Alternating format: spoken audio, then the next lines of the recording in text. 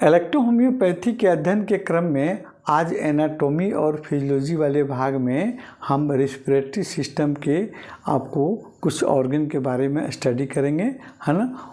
वो कौन से ऑर्गन हैं? लोअर रेस्पिरेटरी सिस्टम के लोअर रेस्पिरेटरी ऑर्गन, है ना। तो लोअर रेस्पिरेटरी ऑर्गन में आपको ट्रैकिया, ब्रोंकाई, ब्रोंकस, है ना, ब्रोंक्यूल्स और आपको अल्वेलर डक्ट और अल्वेलाई, है ना, के बारे में स्टडी करेंगे। लंग्स के बारे में स्टडी करेंगे, है ना।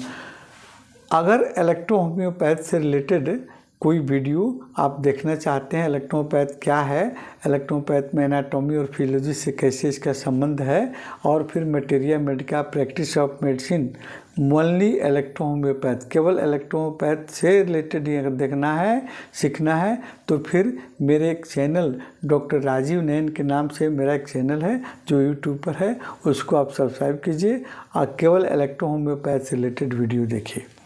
631 वीडियो अभी चल रहा है मेरा, केवल हिंदी वर्जन में आपको इलेक्ट्रोहोम्योपैथ से रिलेटेड। आज हम आपको इसी एनाटॉमी और फिजियोलॉजी वाले भाग में हम देख रहे हैं आपको ब्रोंकाई के बारे में। ब्रोंकाई क्या है ना। तो ब्रोंकाई जो है ये भी एक ट्यूब लाइक संरचना है, और यह जो है आपको ट्रैकिया के निचले भाग, अंतिम भाग से डिवाइड होकर दो ट्यूब लाइक संरचना निकलती है, जो दोनों लंग्स में, राइट लंग्स में और लेफ्ट लंग्स में जाती है, प्रवेश करती है।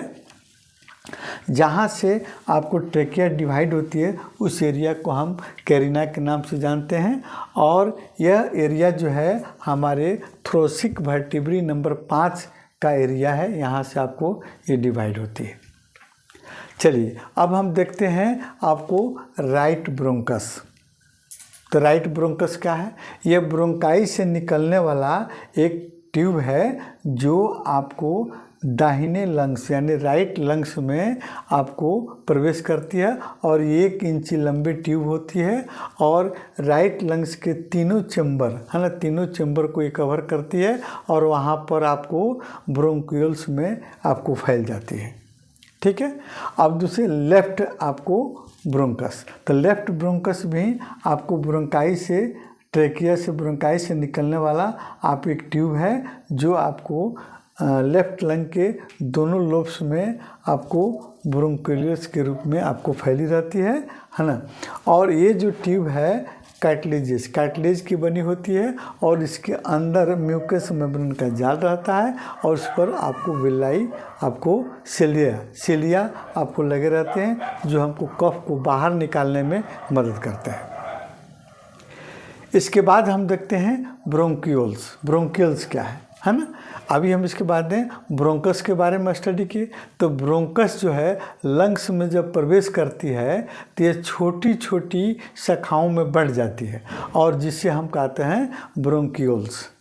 यानी ब्रोंकस जो है लंग्स में आगे जाकर छोटी छोटी शाखाओं में बढ़ जाती है, वो कहलाती है आपको ब्रोंकोरियस कहलाती है ना, और इसमें कार्टिलेज नहीं होता है।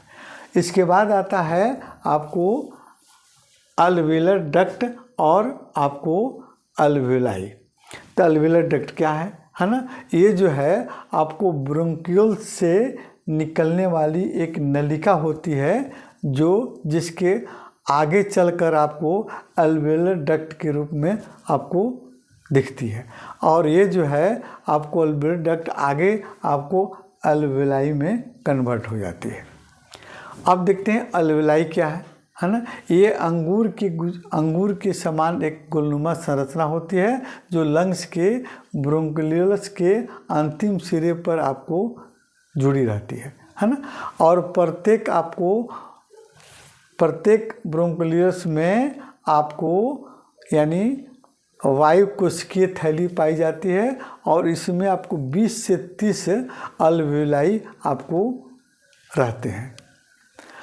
इसके ऊपर आपको ब्लड कैपिलरीज का जाल बिछा रहता है, जहाँ पर हमारे ऑक्सीजन, सांस द्वारा लिए गए ऑक्सीजन और छोड़े गए कार्बन डाइऑक्साइड का आदान प्रदान होता है ना, विनिमय होता है ना। अब देखते हैं लंग्स, फेफड़ा। लंग्स क्या है?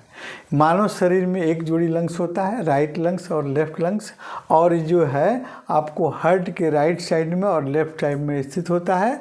और ये हमारे शरीर के रेस्पिरेटरी सिस्टम के सबसे प्रमुख अंग होती है। और चेस्ट कैविटी में हार्ट के दोनों साइड, लेफ्ट साइड और राइट साइड में आपको रहती है। इसका वजन 1 kg के आसपास में होता है। राइट लंग्स में 3 लोब्स होते हैं और लेफ्ट लंग्स में 2 लोब्स रहते हैं। लंग्स का ऊपरी सिरा आपको हमारे रिब्स की, फर्स्ट रिब्स के नीचे आपको फैली रहती है, और निचला सिरा जो है आपको डायफ्राम पर आकर स्थिर रहती है, डायफ्राम पर टिकी रहती है। ये डायफ्राम के चलते ही हमारी लंग्स आपको क्रिया करती है। और अब इसमें लंग्स का आपको आकार हम देख लिए। अब रंग, इसका रंग गुलाबी भूरा रंग का होता है। ये पिरामिड के आकार का होता है, और प्रत्येक लंग्स के बाहरी में एक झिल्ली लगी रहती है, जिसको हम आपको प्लेवरा मेम्ब्रेन के नाम से जानते हैं। कल हम इसी वीडियो पर आपको इसी फिगर पर कौन से पार्ट्स पर, ट्रेकिया पर, अल्वेलाई पर, आपको लंग्स पर और फिर आपको ब्रोंकाई पर कौन कौन से इलेक्ट्रोहोम्योपैथी औषधियाँ आपको कारगर होती हैं, इसके बारे में हम बताएंगे। और फिर आपको ब्रोंकाइटिस, है ना, ब्रोंकाइटिस रोग के बारे में हम लोग पढ़ेंगे, है ना। कुछ अन्य डिजीज पर भी हम डिस्कस करेंगे।